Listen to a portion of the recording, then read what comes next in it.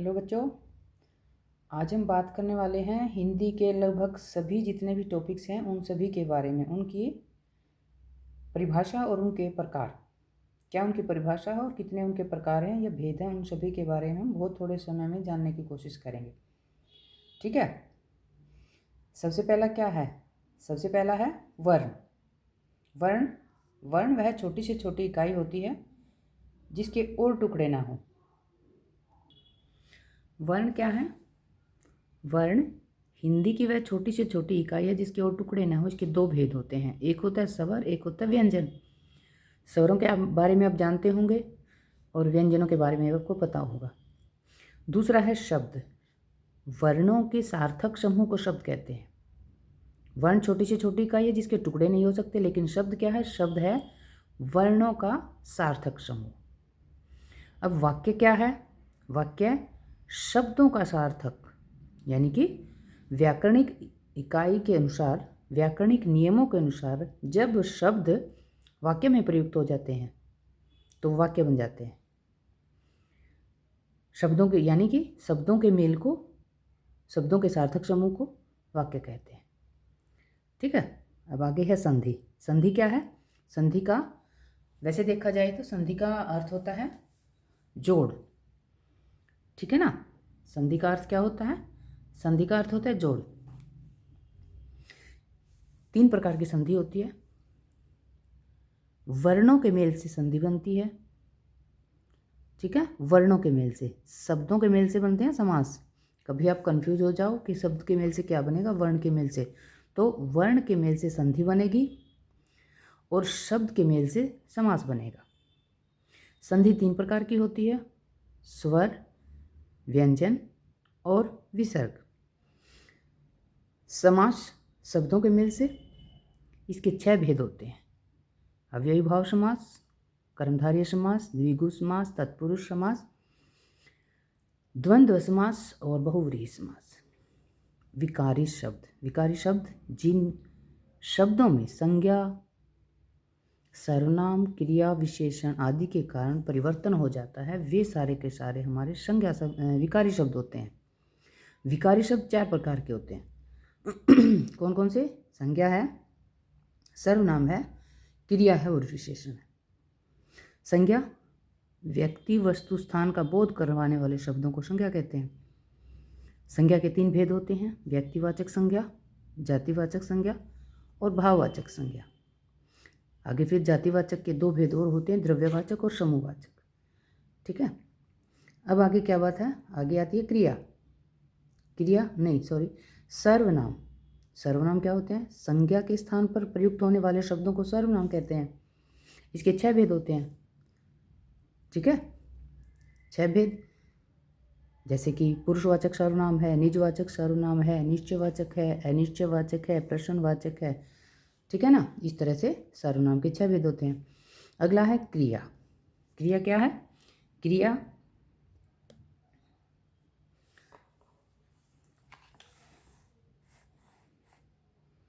क्रिया क्या है? जिस शब्द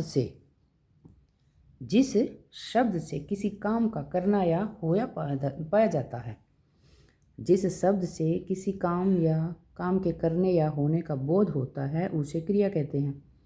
क्रिया के 2 भेद होते हैं, सकर्मक और अकर्मक। सकर्मक जिसमें कर्म होता है और अकर्मक जिसमें कर्म नहीं होता। विशेषण संज्ञा और सर्वनाम शब्दों की जो विशेषता बताते हैं वो विशेषण होते हैं। इसके 4 भेद होते हैं, गुणवाचक विशेषण, संख्यावाचक विशेषण, परिमाणवाचक और सार्वनामिक। ठीक है। एक बात और मैं यहाँ आपको बता देती हूँ कि विशेषण संज्ञा सर्वनाम की विशेषता बताते हैं और क्रिया की विशेषता क्रिया विशेषण द्वारा बताई जाती है, और विशेषण की भी विशेषता पर विशेषण में बताई जाती है। यानी कि विशेषण शब्द की भी विशेषता जो शब्द बताता है वो हमारा प्रविशेषण हो जाता है। ठीक है। तो इस तरह से ये कुछ और हमारी बातें जुड़ गई हैं, शब्द जुड़ गए हैं इसमें। अब बात आती है अविकारी शब्द। ऊपर हमने किया है विकारी शब्द जिसके 4 भेद थे, संज्ञा, सर्वनाम, क्रिया, विशेषण। अब आती है अविकारी शब्द। अविकारी शब्द जिसमें विकार न हो। ए का अर्थ यहाँ पर न हो जाएगा, यानी कि न विकार होने वाले शब्द। इसके 5 भेद होते हैं। ठीक है। सबसे पहला है समुच्चय बोधक। समुच्चय बोधक को योजक भी कहते हैं। ठीक है। समुच्चय बोधक किसको कहते हैं? जो सार्थक वाक्यों को, 2 सार्थक वाक्यों को योजक के द्वारा जोड़ा जाता है। जैसे कि और शब्द आ गया, जैसे कि योजक। योजक भी मैंने पहले बता दिया था कि समुच्चय बोधक को ही योजक कहते हैं। निपात क्या है? निपात हमारे किसी शब्द को विशेष बनाने का इनका काम होता है। जैसे कि कभी हम बोल देते हैं वह दिल्ली जा रहा है, और हम कहें कि वह ही दिल्ली जा रहा है और कोई नहीं, और कहीं भी लग जाता है तो जैसे कि और दिल्ली जा रहे हैं और वह भी दिल्ली जा रहा है। इस तरह से ये वाक्य में विशेष बनाने वाले वर्णों का काम करते हैं, शब्दों का। अव्यय, अव्यय हमारे अविकारी शब्द ही होते हैं। अव्यय हमारे अविकारी ही होते हैं, जिनमें विकार नहीं होता। क्रिया विशेषण, क्रिया की विशेषता बताने वाले, जैसे कि मैंने ऊपर बताया था, विशेषण की विशेषता बताने वाले शब्दों को क्रिया विशेषण कहते हैं। जैसे कि इसमें आ जाता है वह बहुत धीरे चलता है। वह बहुत धीरे चलता है, तो धीरे तो क्रिया की विशेषता हो गई। लेकिन अगर बहु आ जाता है ना, बहुत, तो वो हमारा परविशेषण हो जाएगा। बहुत धीरे चलना, बहुत धीरे चलता है, तो धीरे चलना क्रिया की विशेषता होगी, क्रिया विशेषण हो गया धीरे तो। लेकिन यदि उसमें बहुत लगा देते हैं तो वो प्रविशेषण हो जाएगा, ना कि क्रिया विशेषण।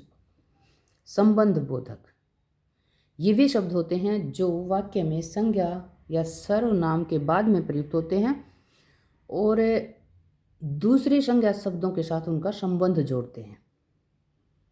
ठीक है। अब छंद क्या है? छंद है काव्य में जो गेयता का जो भाव आता है वो छंद के द्वारा आता है। कविता को गाई जाने वाली बनाने के लिए छंद अपना काम करते हैं।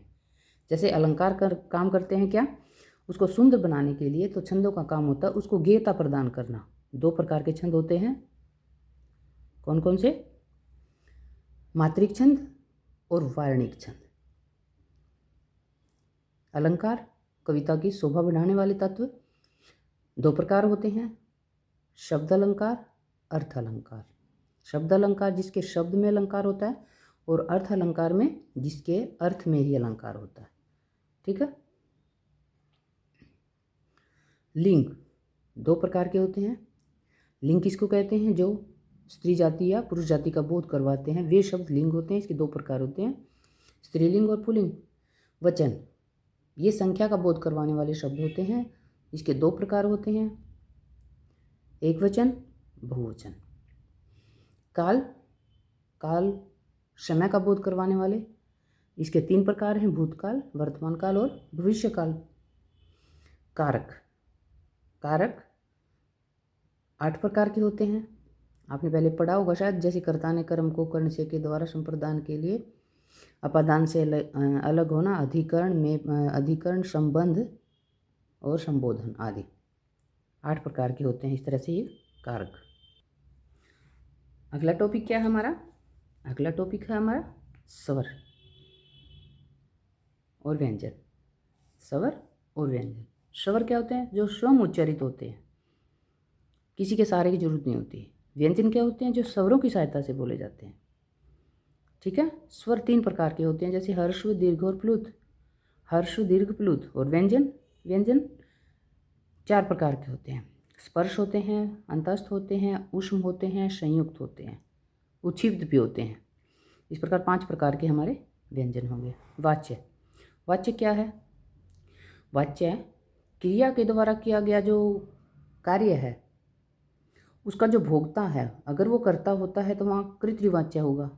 अगर उसका भोक्ता, क्रिया का भोक्ता या क्रिया का फल जिस पर पड़ेगा, यदि वो कर्म है तो कर्मवाच्य होगा। और यदि क्रिया का जो फल है, ना कर्म पर पड़ रहा है ना कर्ता पर पड़ रहा है, बल्कि किसी भाव है, किसी भाव को बता रहा है, तो वहाँ पर भाववाच्य होती है।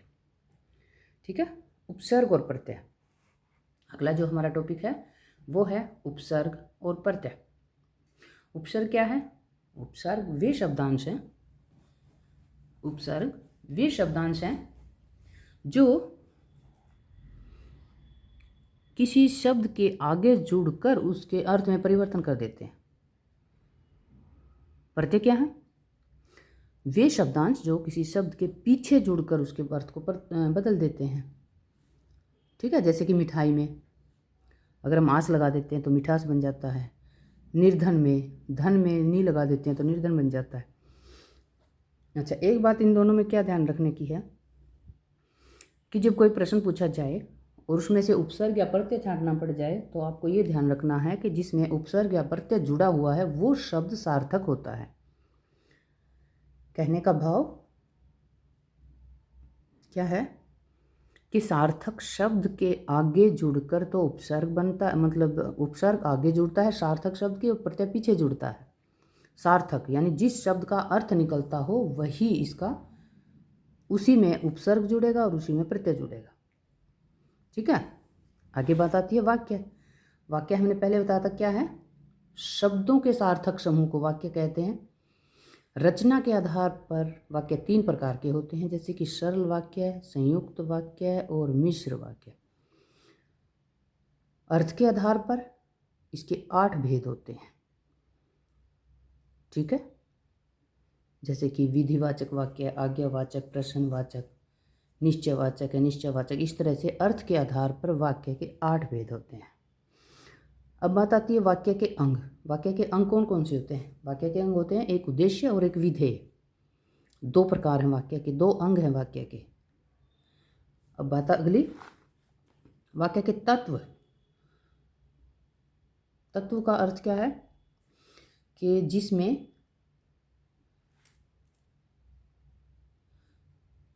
वाक्य की सार्थकता समाहित हो, वे सभी इसके तत्व होते हैं। ये 6 प्रकार के होते हैं। ठीक है, शब्द किसको कहते हैं? वर्णों के सार्थक समूह को शब्द कहते हैं, जैसे कि कमल।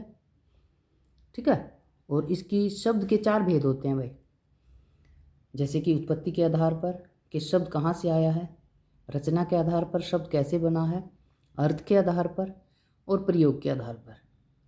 ठीक है, अब आते हैं स्वर संधि।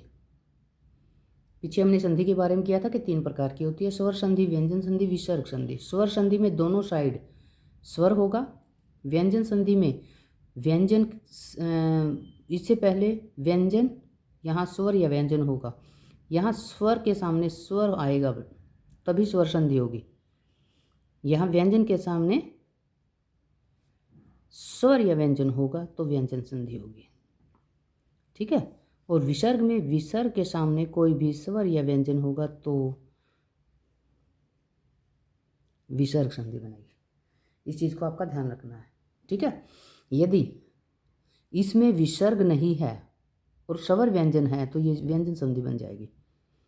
और इसमें स्वर के सामने स्वर नहीं आया, व्यंजन यदि आ जाता है तो स्वर नहीं रहेगी बल्कि व्यंजन बन जाएगी। ये तीनों चीज़ें आपको ध्यान में रखनी। अच्छा, ये क्या है?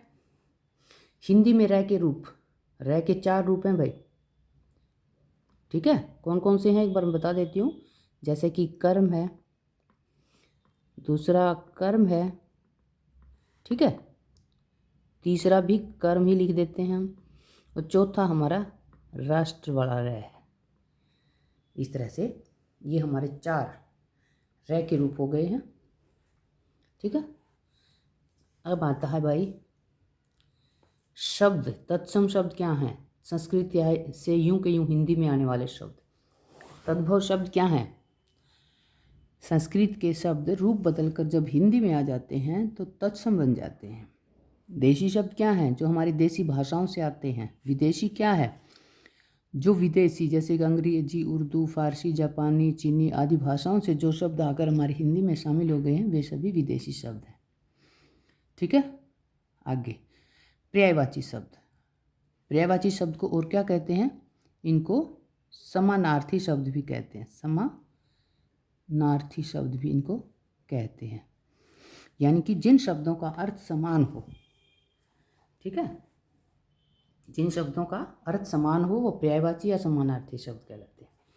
अनेकार्थी शब्द, जिन शब्दों के जिस एक शब्द के कई अर्थ निकले, जैसे कि एक शब्द है कर हमारा, कर का अर्थ सूंड भी होता है, कर का अर्थ किरण भी होता है, ठीक है। इस तरह से कर के अनेक अर्थ हैं। विलोम, विपरीत, जिनका अर्थ विपरीत हो, जैसे कि ऊपर है, इसका विपरीत हो जाएगा नीचे, जो विपरीत अर्थ देने वाले शब्द हैं वो हमारे विलोम शब्द हैं। लिपि, ध्वनि चिन्हों को लिपि कहते हैं, और हिंदी की लिपि देवनागरी है, अंग्रेजी की लिपि रोमन है, पंजाबी की लिपि गुरुमुखी है, अरबी की लिपि फारसी है, ठीक है। उच्चारण स्थान, यानी कि वर्णों का उच्चारण स्थान के आधार पर भेद। और अब आता है हमारा आगत स्वर क्या है। आगत स्वर जो दूसरी भाषाओं से आए हुए शब्द हैं वो आगत स्वर है हमारा।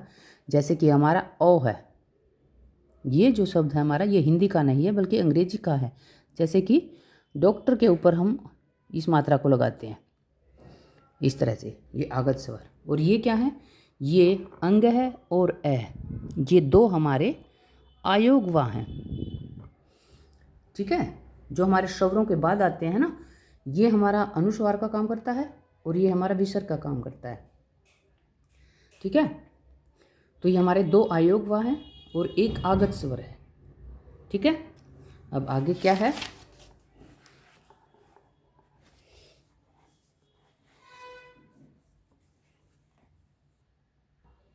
आगे है हमारा अगला टॉपिक है उच्चारण के स्थान पर, मतलब अलग अलग उच्चारण हमारे प्रकार हैं उच्चारण के, उनमें स्वर तंत्रियों की स्थिति के आधार पर इसके दो भेद हैं, घोष और अघोष। घोष जिनमें वायु में घर्षण होता है उनको घोष कहते हैं, जिनमें घर्षण नहीं होता है उनको अघोष कहते हैं। पांचों वर्गों का तीसरा चौथा पांचवां जो वर्ण होता है, यानी कि क ख हमारा अघोष है, ग घ ङ हमारे घोष हैं। ऐसे ही च छ हमारा अघोष है, पहला दूसरा वर्ण, और ज झ य ये तीनों घोष हैं। स्वर तंत्रियों की स्थिति के आधार पर इसके दो भेद हैं। श्वास की मात्रा के आधार पर, यानी कि उनका उच्चारण करते समय किस वर्ण के उच्चारण में कितनी श्वास या कितनी प्राणवायु हमारी बाहर निकलती है उसके आधार पर इसके दो भेद हैं। अल्प प्राण, जिसमें बहुत थोड़ी वायु बाहर निकलती है वो अल्प प्राण, जिसमें ज़्यादा वायु पर श्वास हमारी बाहर निकलती है उसको महाप्राण कहते हैं। पहला दूसरा और पांचवा यानी क ख और ग ये अल्प प्राण व्यंजन है, और तीसरा चौथा यानी कि ग और घ ये महाप्राण वर्ण है, ठीक है। अगला है प्रयत्न के आधार पर। प्रयत्न के आधार पर स्पर्श हैं, ये हमारे 25 स्पर्श व्यंजन हैं, 25 स्पर्श व्यंजन हैं। 4 हमारे अंतस्थ व्यंजन हैं। अंतस्थ व्यंजन कौन से हैं हमारे, ये अंत में स्थित होने के कारण इनको अंतस्थ व्यंजन कहा जाता है। यह र ल और वह, ये 4 हमारे स्पर्श संघर्षी हैं, संघर्षी व्यंजन है। च छ ज झ संघर्षी, क ख ज फ स श श ये संघर्षी वर्ण है। पार्श्विक, बहुत बार प्रश्न आता है हमारा पार्श्विक व्यंजन का। पार्श्विक ल है, लूंठित हमारा र है, उच्चिप्त व्यंजन हमारे ढ और ढ़ है। तो इस तरह से आपको समझ में आ गए होंगे कि स्पर्श व्यंजन हमारे 25 हैं, अंतस्थ व्यंजन हमारे 4 हैं, स्पर्श संघर्षी 4 हैं, संघर्षी हमारे ये 7 व्यंजन हैं। पार्श्विक ये ल है, लुंठित र है, उच्चिप्त 2 हैं, ड और ढ, जैसे कि पढ़ाई है, सड़क है आदि, ठीक है। अब आगे बात आती है उच्चारण के स्थान पर। वर्णों का उच्चारण के स्थान पर जो विभाजन है वो कैसे होता है। आपको पता है हमारे मुख में 4 मुख्य अवयव होते हैं, जैसे कंठ होता है, तालु होता है, मूर्धा होता है, दंत्य होता है, ओष्ठ्य होता है, 5 होते हैं। तो उसके आधार पर कंठ्य है, तालव्य है, मूर्धन्य है, ओष्ठ्य है, वर्च्य है, दंत्य है, दंतोष्ठ है, दंतोष्ठ, ठीक है। और अगला क्या है, जिह्वा मूल्य, यानी कि जिह्वा के मूल से निकलने वाले जो वर्ण है वो कौन से हैं हमारे, क ख घ। पहले ये अरबी के थे, फिर अरबी से उर्दू में आ गए और उर्दू से अब ये हिंदी में प्रयुक्त होते हैं, ठीक है ना। तो इस तरह से मैंने आपको बता दिया है कि कौन कौन से हमारे प्रश्न बहुत महत्वपूर्ण हैं और किसको हमें कैसे करना है और किस प्रकार से, ठीक है। और दूसरी बात कि लगभग हिंदी के हमारे जितने भी टॉपिक हैं वो सभी हमने इसमें शामिल करने की कोशिश की है, ठीक है ना। अगर आपको लगे कि कुछ रह गया तो आप कमेंट करके प्लीज़ मुझे बता सकते हैं, ठीक है।